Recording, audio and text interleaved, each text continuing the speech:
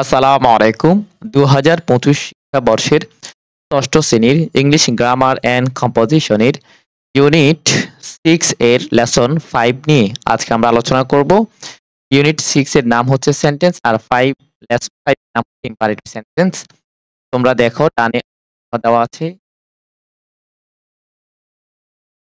Sentence সহ দেওয়া আছে। এটা হচ্ছে ৬৫ এখানে সেন্টেন্সের চলো আমরা শুরু করি। প্রথমে আমরা মূল বইয়ের টেক্সট দেখি। ইম্পারেটিভ সেন্টেন্স এই যে এটা হচ্ছে তোমাদের ৬৪ নং পৃষ্ঠা মূল বইয়ের। এই যে ৬৫ নং পৃষ্ঠা টেক্সট 1 অ্যাক্টিভিটি 1 2 ইত্যাদি। তাহলে আমরা শুরু করি।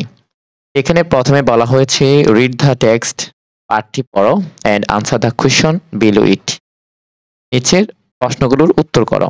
এই যে এখানে দেখো ডিয়ার স্টুডেন্টস, প্রিয় ছাত্রছাত্রী বা শিক্ষার্থী, সাইলেন্স প্লিজ। সাইলেন্স মানে নীরব, দয়া করে নীরব। Look at me, আমার দিকে তাকাও। Try to try to guess what I want to tell you by my body language. ডানে অর্থ দেখো, আমার দিকে তাকাও, আমার বডি ল্যাঙ্গুয়েজ দ্বারা আমি তোমাকে কি বলতে চাই তা অনুমান করার চেষ্টা করো। মানে গ্যাস মানে ধারণা করা, অনুমান করা। প্লিজ কিপ সাইলেন্ট, দয়া করে সাইলেন্ট থাকো। এই যে এখানে অর্থ দেওয়া আছে তবে দেখো আমি দেখাই যে সাইলেন্ট প্লিজ বা লোক এট মি। লোক এটা ভার্ব, ইম্পারেটিভ সেন্টেন্স ভার্ব দিয়ে শুরু হয়। এটাই হচ্ছে ইম্পারেটিভ সেন্টেন্সের মূল গঠন। লোক এট মি, আমার দিকে তাকাও, এই যে লোক এটা একটা ভার্ব। এরপর দেখো try to guess what I want to tell you by my body language. Try try তো চেষ্টা করো, এটা ভার্ব। ভার্ব দিয়ে শুরু হলেই সেটা ইম্পারেটিভ সেন্টেন্স। এরপরে দেখো প্লিজ কিপ সাইলেন্ট, প্লিজ দয়া করে সাইলেন্ট, হ্যাঁ দয়া করে চুপ থাকো। এই যে প্লিজ এটা ভার্ব, এটা কিন্তু ইম্পারেটিভ সেন্টেন্স। এক কথায় ভার্ব দিয়ে শুরু হলেই সেটা ইম্পারেটিভ। তবে ভার্ব দিয়ে শুরু অনেক ভাবে হতে পারে, যেমন নিচের দিকে দেখায় তোমাকে যে ইন দ্য অ্যাভাব সেন্টেন্স, উপরের sentence to someone asked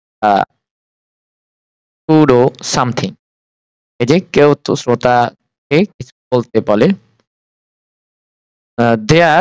দেস আর ইম্পারেটিভ সেন্টেন্স, গুলোকে ইম্পারেটিভ সেন্টেন্স বলা হয়। Imperative sentence begin with a verb in the base form। দেখেছো, বলেছি ইম্পারেটিভ সেন্টেন্স এই যে বিগিন মানে শুরু হয়, শুরু করা আর কি।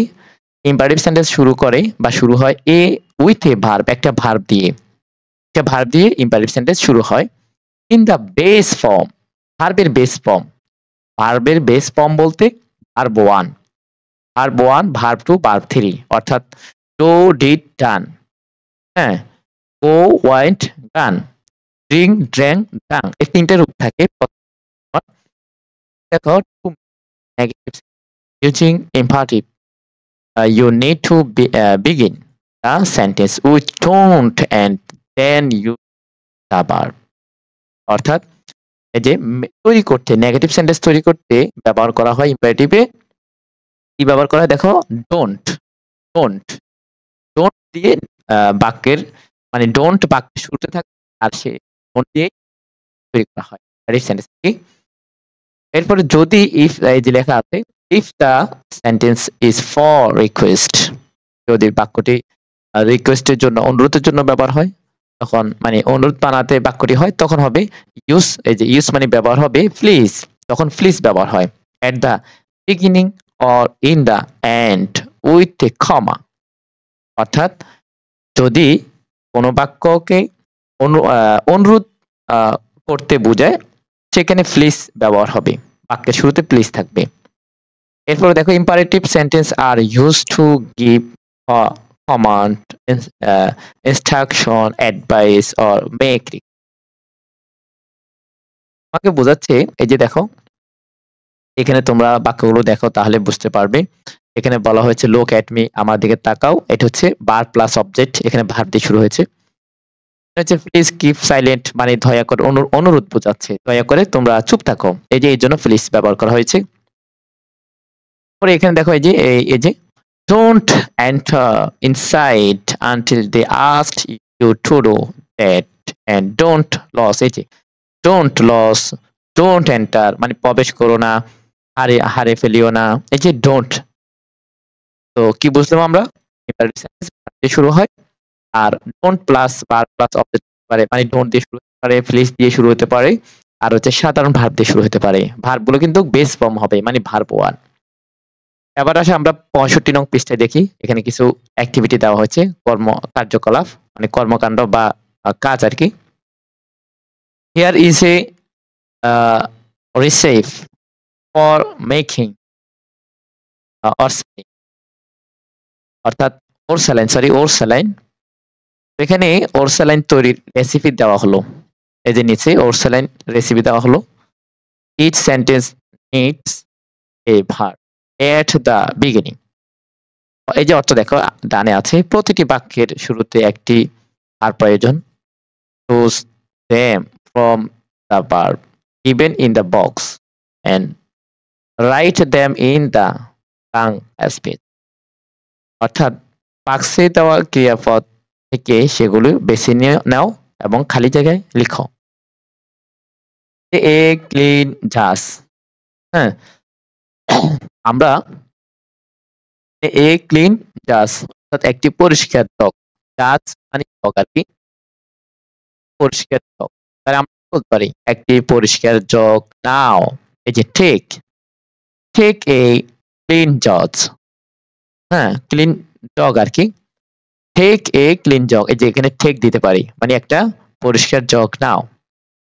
এরপরে হচ্ছে প্রথমে তুমি জগ নিবে, এই যে টেক, এরপরে 2 glass of boiled water with normal temperature in it, অর্থাৎ 2 গ্লাস ফোটানো পানির স্বাভাবিক তাপমাত্রা। তাহলে এখানে আমরা এটা কি বলতে পারি, অ্যাড মানে যোগ করো 2 গ্লাস ফোটানো পানি। হ্যাঁ এইভাবে করি আমাদেরকে মূলত এখানে শেখাচ্ছে ইম্পারেটিভ সেন্টেন্স বাক্যের শুরুতে থাকে। তো এরপর এখানে আবার ডোন্ট অ্যাড আছে, অর্থাৎ তুমি কি করবে না, অন্য কিছু ডোন্ট অ্যাড এনিথিং এলস, অন্য কিছু আবার অ্যাড করো না ইত্যাদি। এরপরে এখানে আরো কিছু কথা আছে, তো আশা করি তোমরা বুঝতে পেরেছো ইম্পারেটিভ সেন্টেন্স কি। ইম্পারেটিভ সেন্টেন্স বাক্যের শুরুতে ভার্ব দিয়ে শুরু হবে, ভার্ব ওয়ান। তোমাদের জন্য শুভকামনা। আজকের ভিডিওটি আমরা এখানে শেষ করছি। আল্লাহ হাফেজ।